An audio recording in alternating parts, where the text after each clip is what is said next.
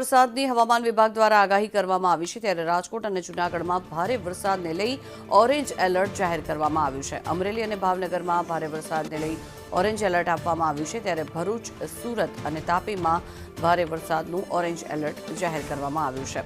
નવસારી, ડાંગ અને વલસાડમાં પણ ભારે વરસાદને લઈ ઓરેન્જ એલર્ટ અને દમણ અને દાદરા નગરમાં પણ ઓરેન્જ એલર્ટ આપવામાં આવ્યું છે ત્યારે સાબરકાંઠા અને અરવલ્લીમાં મધ્યમ વરસાદને લઈ યલો એલર્ટ આપવામાં આવ્યું છે ત્યારે બનાસકાંઠા અને છોટાઉદેપુરમાં મધ્યમ વરસાદને લઈ યલો એલર્ટ આપવામાં આવ્યું છે। અમદાવાદ અને પાટનગર, ગાંધીનગરમાં પણ છૂટાછવાયા વરસાદની હવામાન વિભાગે આગાહી કરી છે। અન્ય જો વાત કરવામાં આવે તો આ તરફ માછીમારોને પણ આગામી 5 દિવસ દરિયો ન ખેડવા માટે સૂચના આપવામાં આવી છે ત્યારે અરબી સમુદ્રમાં લો પ્રેશર ડિપ્રેશનમાં પરિવર્તિત થઈ શકે છે જેને લઈને દક્ષિણ ગુજરાત અને દક્ષિણ સૌરાષ્ટ્રમાં ભારે વરસાદની પણ હવામાન વિભાગે આગાહી કરી છે।